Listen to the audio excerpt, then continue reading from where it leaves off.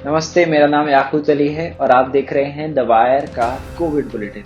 8 जून 2021 को भारत में 88,000 कोरोना के नए मामले सामने आते हैं और 2100 से भी अधिक लोगों की मौत हो जाती है। वहीं 9 जून 2021 को भारत में 92,000 से अधिक कोरोना के नए मामले सामने आते हैं और 2200 से भी अधिक लोगों की मौत हो जाती है। 10 जून 2021 को 94,000 से अधिक कोरोना के नए मामले सामने आते हैं और 6,000 से अधिक मौतें होती हैं। 11 जून 2021 को 90,000 से अधिक कोरोना के नए मामले सामने आते हैं और 3400 से अधिक लोगों की मौत हो जाती है। 12 जून 2021 को 70,000 से अधिक मामलों के साथ 1500 लोगों की मौत हो गई थी। 13 जून 2021 को 80,000 से अधिक कोरोना के नए मामले सामने आए और 3300 से अधिक लोगों की मौत हो गई। 6 दिन में करीब 5 लाख मामले सामने आए और करीब 18,000 लोगों की मौत हो गई। इतने मामले पहले एक दिन में सामने आ रहे थे, लेकिन इसका मतलब ये बिल्कुल नहीं है कि अब डर खत्म हो गया है और जैसे पहली लहर के बाद लोग लापरवाही से घूमने लगे थे, वैसा अब फिर से करने लगे। बीते कई महीने से बुलेटिन में हम आपको कोरोना वायरस से जुड़ी तमाम अपडेट्स देते आ रहे हैं। देश कोरोना के बहुत खराब दौर से गुजर रहा था और द वायर की पूरी टीम ने कोई कमी नहीं रखी आप लोगों तक रोज के हालात पहुंचाने में। ऐसा नहीं है कि अब देश के हालात ठीक हो गए हैं। 10 जून 2021 को 6,000 से अधिक लोगों की मौत हो जाना कोई छोटी बात नहीं है। पहले जब एक दिन में कभी 3 तो कभी 5 लाख मामले सामने आ रहे थे, तब हम रोजाना पल पल की खबर दे रहे थे। अभी भी कोशिश पूरी है, लेकिन कोरोना के चलते जमीन पर जो नुकसान हुआ है उसके लिए कोशिश कर रहे हैं कि इस देश के हुक्मरानों की लापरवाही के चलते जो जनता का नुकसान हुआ है वो भी आप लोगों के नजर में सामने आए। द वायर की टीम के 2 पत्रकार सिराज अली और मुकुल सिंह उत्तर प्रदेश से ग्राउंड रिपोर्टिंग कर रहे हैं और बाकी के सहयोगी दिल्ली और दिल्ली के आसपास के कई इलाकों में जाकर रिपोर्टिंग कर रहे हैं। तो अब से हमारा शो हफ्ते में 1 या 2 बार आया करेगा ताकि हम आपको जमीनी हकीकत भी दिखा सकें। मैंने आपको 6 दिन के कोरोना के आंकड़े बताए और इन आंकड़ों में अगर आपने ध्यान दिया होता तो 10 जून 2021 को 6,148 लोगों की मौत हुई थी।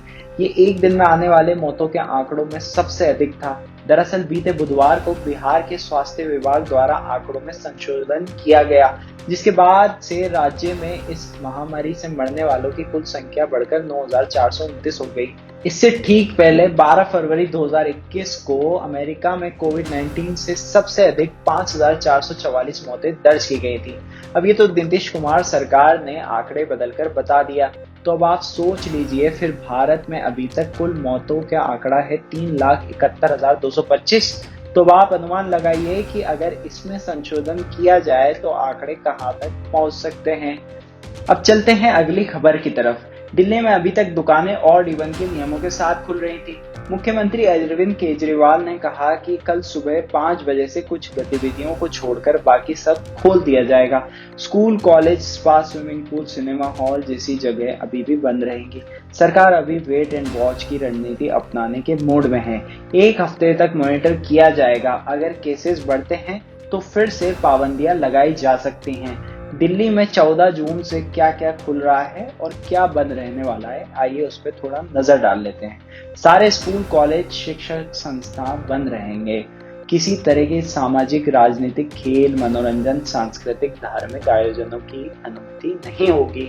Swimming pool, stadium, sports complex, cinema hall, theatre, entertainment park, ये सारी इसी तरीके की चीजें, इनमें बैंक्वेट हॉल, ऑडिटोरियम, स्पा और जिम भी शामिल हैं। ये सभी गतिविधियां अभी भी बंद रहने वाली हैं। सरकारी दफ्तरों में पिछले हफ्ते वाली व्यवस्था ही लागू रहेगी। जरूरी सेवाओं से जुड़े दफ्तरों में 100% अटेंडेंट्स, प्राइवेट ऑफिसेज में 50% स्टाफ के साथ सुबह 9 बजे से शाम 8 बजे तक काम होगा। बाजार, मॉल और मार्केट कॉम्प्लेक्स में सारी दुकानें सुबह 10 बजे से शाम 8 बजे तक खुल सकती हैं। धर्मस्थल खुलेंगे मगर श्रद्धालुओं के आने की इजाजत अभी भी नहीं है। रेस्टोरेंट 50% सिटिंग कैपेसिटी के साथ खुल सकते हैं। शादियां केवल कोर्ट या घरों में ही हो पाएंगी। इसमें भी अधिकतम 20 लोगों के जाने की अनुमति है। अंतिम संस्कार में भी अधिकतम 20 लोगों के जाने की अनुमति प्रदान की है। दिल्ली मेट्रो 50% क्षमता के साथ ही चलेगी।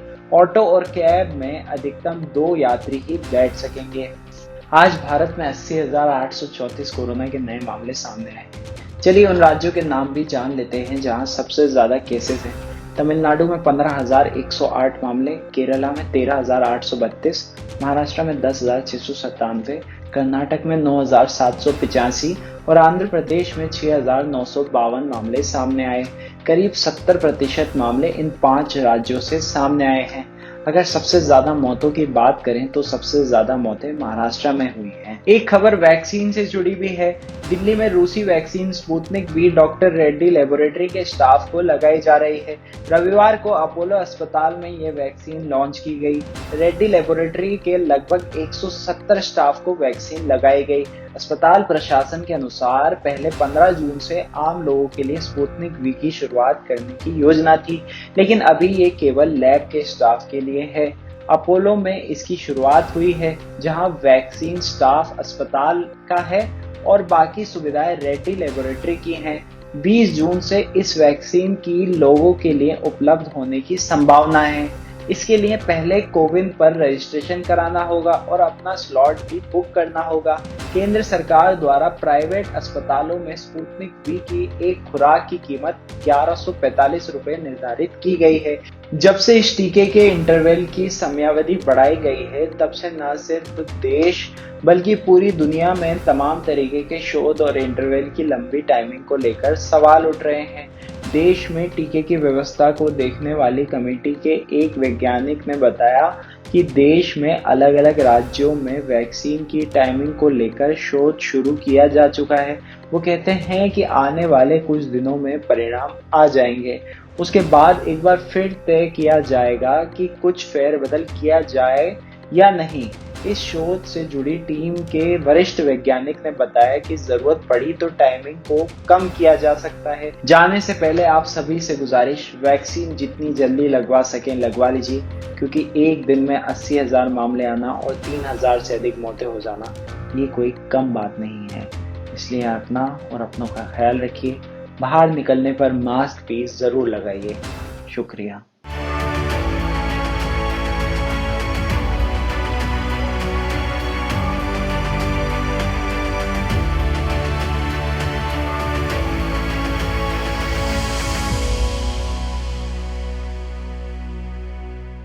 द वायर के और वीडियोस देखने के लिए सब्सक्राइब करें और बेल आइकन पर क्लिक करें। स्वतंत्र पत्रकारिता की आर्थिक मदद करने के लिए डिस्क्रिप्शन में दिए गए लिंक पर जाएं और अपनी राशि चुनें।